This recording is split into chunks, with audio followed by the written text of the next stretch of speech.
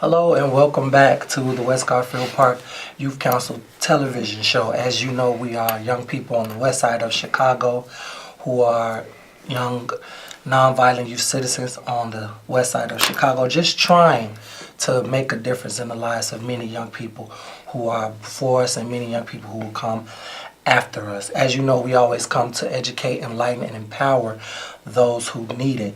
And we are here tonight to do just that. And we have another powerful show for you all this evening. A very touching and reasonable topic for us to discuss with you all this evening. So without further ado, let's get started. My name is David Elam, and I'm the President Emeritus of the West Garfield Park Youth Council, which is sponsored by Fathers Who Care. Fathers Who Care is a not-for-profit organization on the west side of Chicago within the West Garfield Park community. Once again, my name is David Elam, and I'm the President Emeritus of the West Garfield Park Youth Council. The West Garfield Park Youth Council is comprised of 15 youth whose main focus in the community is to be nonviolent youth citizens and to be upcoming youth mentors in the community. And we invite people to come out and see what we're all about. We meet every Monday from 4:30 to 6:30 p.m. at 4540 West Washington Boulevard. Again, that's every Monday from 4:30 to 6:30 p.m. at 4540 West Washington Boulevard. Please come and check and see what we're all about. Our show will be viewed every Thursday at 7 o'clock p.m. Again, that's every Thursday at 7 o'clock p.m. We can also be viewed online at www.cantv.org/live. Again, that's www.cantv.org/live. Well, everyone, I noticed you all noticed the guest to my right, so I'm going to give him the opportunity now to introduce himself. Good evening, and thank you, David, for another opportunity to sit in with you young people tonight.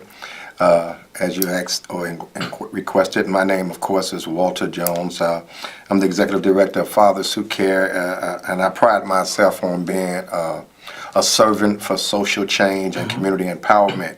I think my passion or my purpose for existing is to empower the least of them, to be a beacon of light for those who are less fortunate, and to provide shoulders that young folks can stand on in order to reach their potential and to be the best that they can possibly be. I really love being able to be an agent of change in the community, in that I think it's important that when you know better, you do better. And I really strongly believe that young people can't be what young people can't see. So I feel that I'm just been called and chosen to be that light, to be actively involved in the lives of young folks. I mean, I get so much joy personally out of the activities and the involvement that I have with the young folks. They keep me energized. They keep me on my toes. It's never a boring day around you all. And when I'm not around you all, I really miss you all because, you know, I'm always concerned about what you young people are doing. So I guess that's my mission, my purpose, is to be empowering to those in the community, be engaging for those in the community, and be enlightening to those in the community. So I love what I do.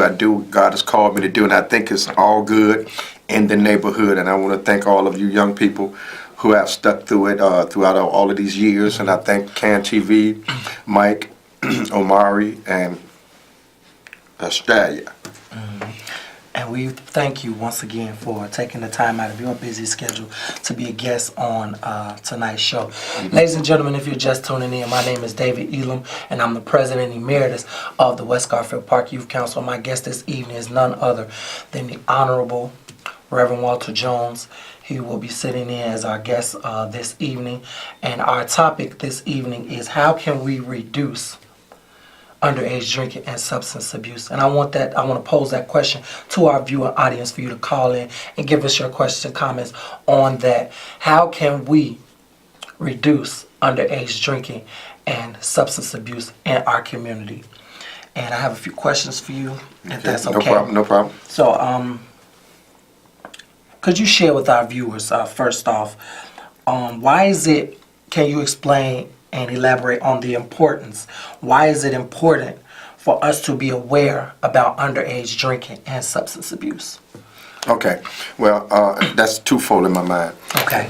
Number one, why should we be aware, and what can we do to work together to reduce underage drinking. I think it's imperative that we work together because right now, most young people feel that drinking at an early age is hip. Most parents or elders in the community, they have this mentality or this attitude of acceptance that alcohol is not a real serious drug, which in fact alcohol contribute to more deaths and more accidents and more folks going out there doing illegal behavior than marijuana.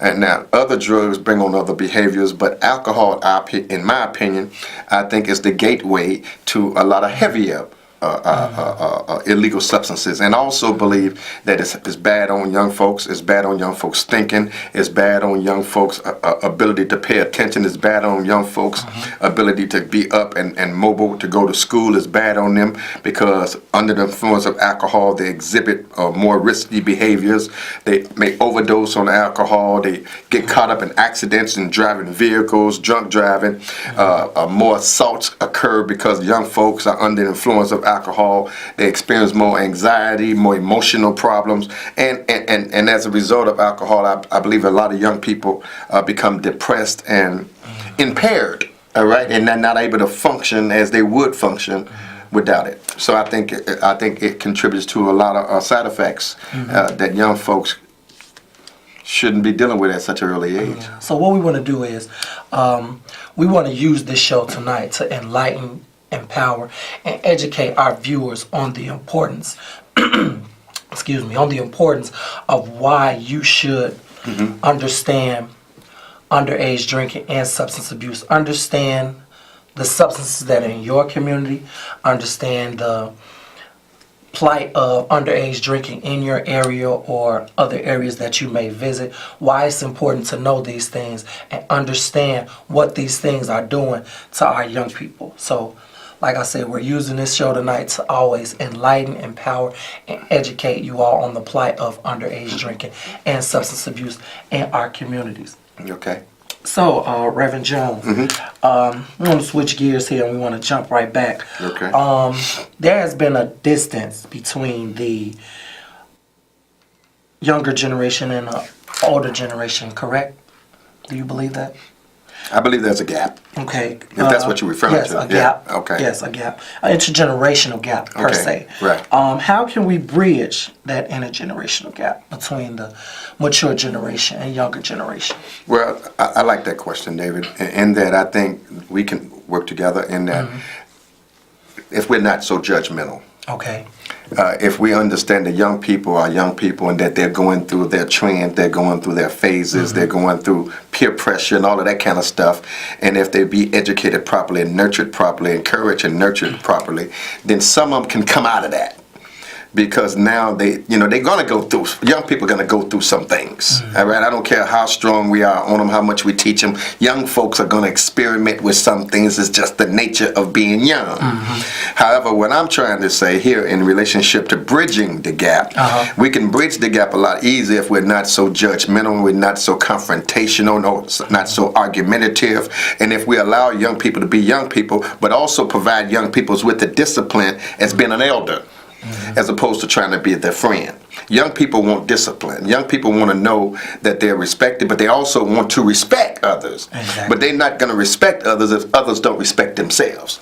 So young people, and I know I may sometimes get on some of you all's nerves when I try to speak your language. I don't really want to speak your language. I just want to understand your language, all right? All right. So in order for me to understand your language, I have to shoot it out every now and then to see if I'm saying it the right way. Right. And most of the time I say all that I know at one time, which make me look crazy, but it's okay.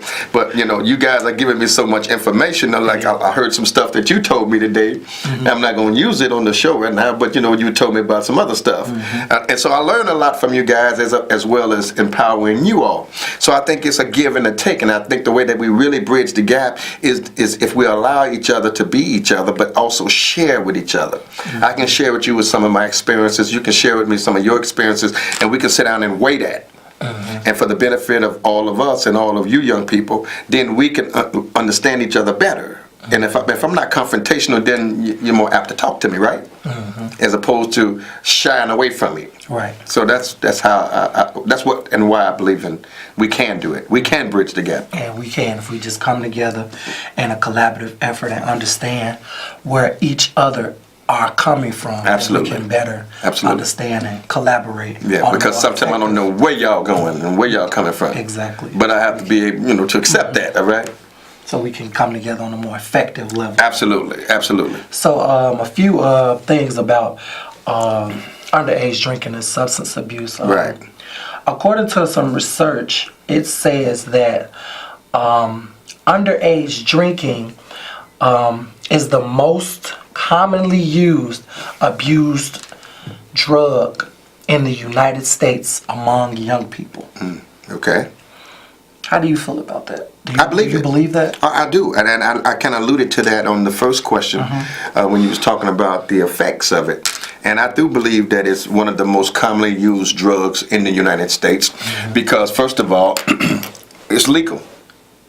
People can go out there and buy alcohol for young people.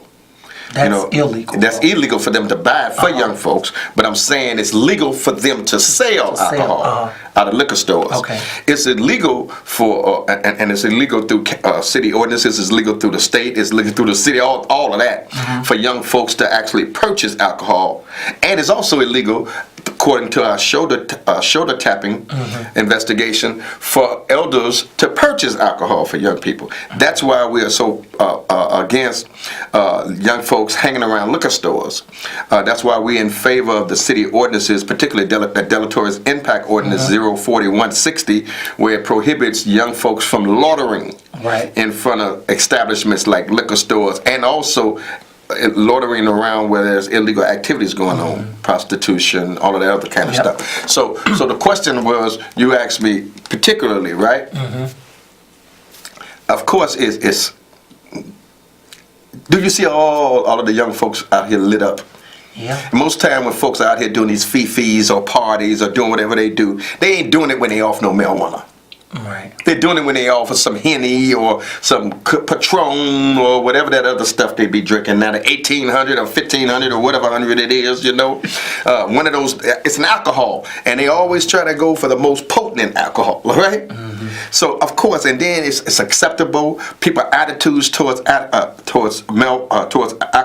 it's not the same as it is towards marijuana. They frown on the marijuana. They accept the alcohol, which both of them are illegal drugs. Of course, unless, in this case with marijuana, unless you got, a prescription for recreational use from your doctors. But so I agree with you, to make a long story short. Okay, and going back to the alcohol and the drugs, can you share? Now we was talking about alcohol for underage, right? Underage. Okay. Now switching to substance period. Okay. With the drug usage. What are some of the merging drugs in our communities? Okay. Some to name a few. Well, there's some new drugs trending now in Chicago, in our neighborhood. There's K2. There's Spice, which are both synthetic marijuana. I mean, actually, potpourri. Yep. It looks like potpourri. It is potpourri. It's this kind of stuff that you make fragrance out of it. But folks are rolling it up and smoking it. Of course, we've seen the increase in bath salt. The salt you throw in the bathtub. We've seen the increase in that. We've seen the increase, of course, folks are smoking that angel dust now. Again, they're back into the acid again. We saw that coming up in the neighborhood. And now I think, if I'm not mistaken, I just heard recently about this emerging synthetic heroin called Crocodile, which is injected. Yep. And it kills the skin or kills the cells from the inside out, making the skin pus up, making the skin rot out, and making the skin look like actually crocodile shell skin. Okay. So those are just a few that that we've been hearing about in the neighborhood. Okay. We're gonna see. We have a few calls. We're gonna entertain those calls, and then we're gonna jump right into this plight of this underage drinking and substance abuse. Hello, caller. Thank you so much for calling. Your question or comment, please. Yes, I'd just like to make a comment. Miss Griffin here. I would just like to say what has worked for me during all these years. I am not your friend. I respect you. I love you. I set good examples. I listen to our young people. I'm only a mother of one child. She's a full-grown adult.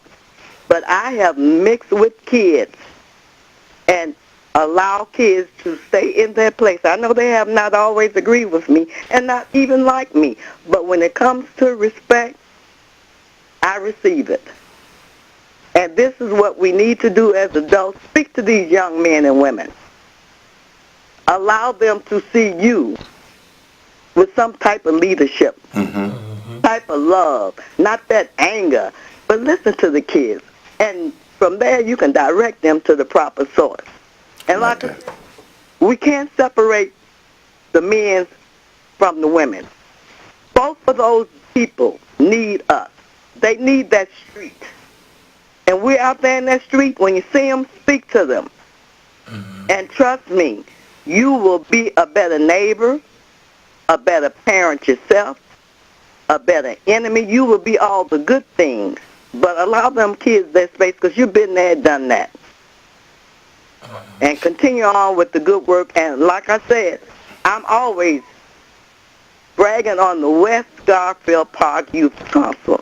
I have never seen in all my years of dedicated, committed young people. They could be any of our children and teach us a better way of life. And thank you so much. Thank you so much, Miss Griffin, and thank you for tuning in as faithfully as you have. And thank you, as always, for the wisdom and the many, many years of service that you've given to the city of Chicago. We love you, and we really appreciate you. I love you more. Thank you much. Thank you, dear. Okay, we want to jump right back in to the conversation where we just left off with the merging drugs in our community. Now, you shared that it's the crocodile and the bath salt, the K2. Just to name a few. Just to name a few. And spice, which is K2. It's the same thing as spice, right? Yep. But there's a couple more I want to touch on Go that ahead. you didn't mention. That a lot of people need to understand. Lean? Yes, that one. Lean? That is a drink, a synthetic drink that is mixed, whereas you take a bottle of codeine, Aromatussin. Robitussin, and you mix it with Sprite, some type of flavor candy, Jolly Ranchers. preferably Jolly Ranchers. Go ahead, man. To make the substance a lot sweeter, so you take the medicated taste away. Okay. That's what the candy is used for, and ice. And some people mix it with liquor. They'll probably they call it spiking. Spiking. They call it spiking when you spike two substances together to get a higher dosage or a more good feeling, as what they want to call it. Higher. Or in this case, to be politically correct. To be lit. Or turn. Turn. Okay. Yep. Turn. To be There you go. lit or turn. Okay, lit or Yep. turn. All right. So they Which do means to this. get high. Yeah. All right, go ahead. When they say, "Oh, when young people say, "Oh, I need to be lit" or "I need to be turned," that's what that means. Okay, got it. In that language, that's what that means. They Okay. want to either be high or they either want to be drunk. Okay, So, got it.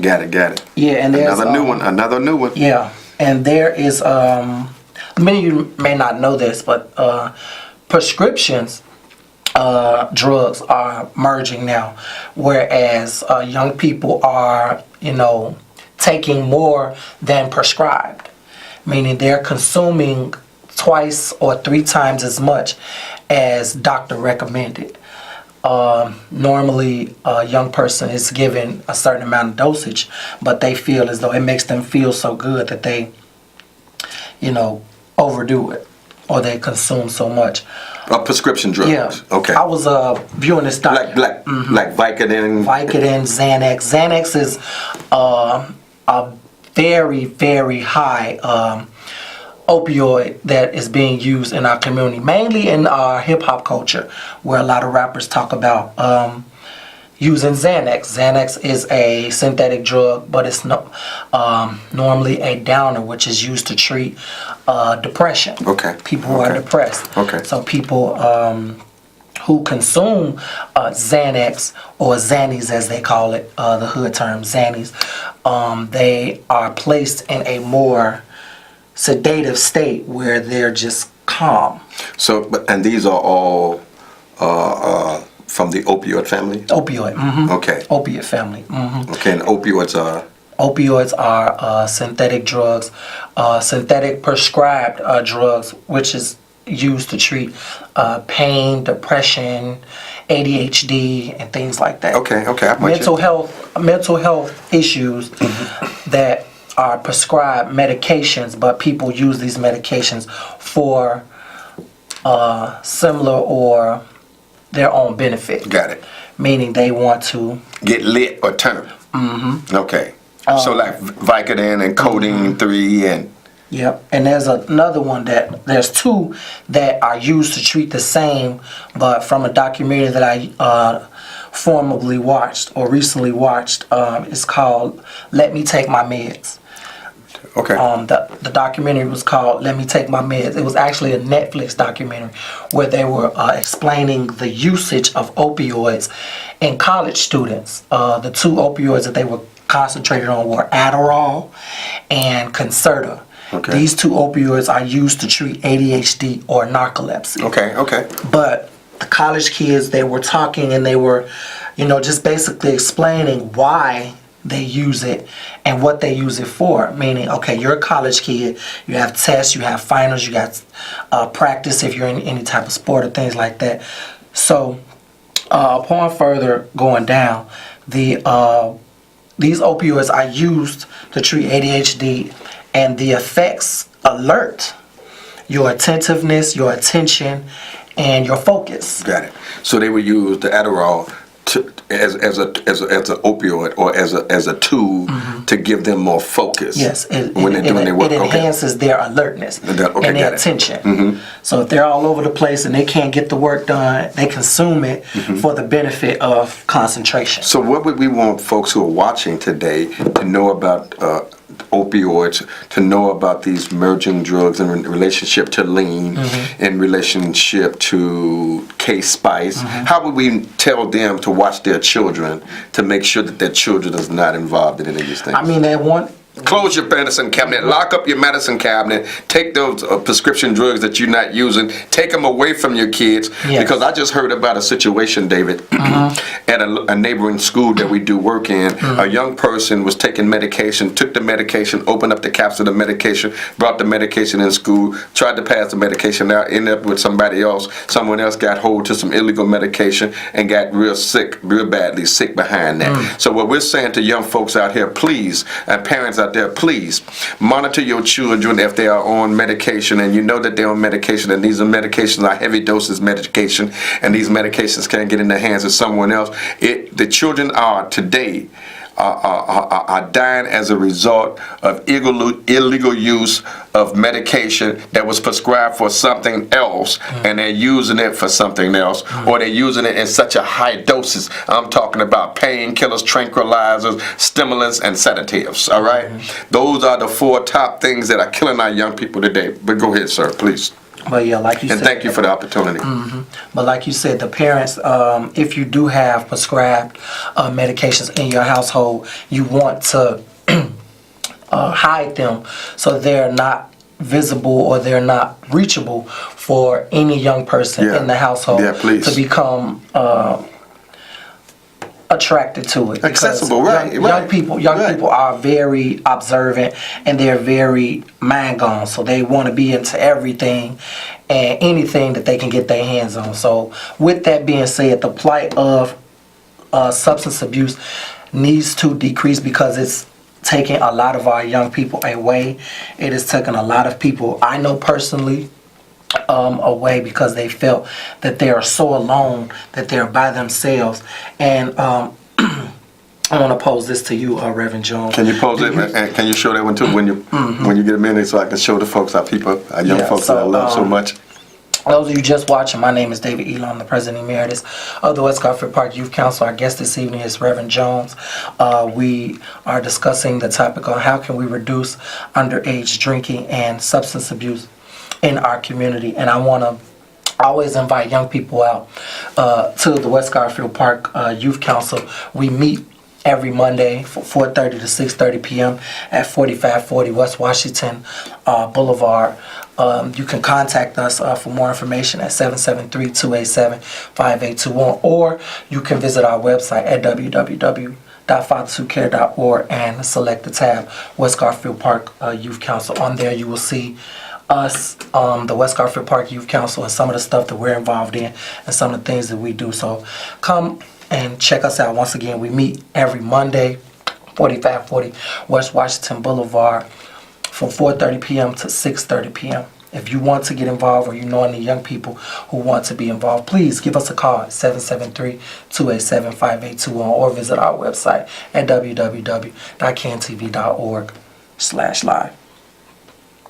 So, Reverend Jones, it's been one of those evenings again, whereas the time on the wall is saying that we have to wrap up. I want to thank you. We got a few more minutes though. Okay. But take advantage of it. I'm with you. Thank you for the opportunity. Yeah. But I think we got about a minute or two. Maybe you might want to give the folks some more information about this beautiful information that you got going on with these young people. And so some people need to understand when you drink underage, you develop problems in school, you develop problems in social life, you develop legal problems, arrests, physically harming someone, problems such as hangover and illness, unwanted, unplanned, or unprotected sexual activity, disruption of normal, higher risk of suicide and homicide. So can I give up some more information too? While we wrapping up, we're going right now. But I just want to drop this information on you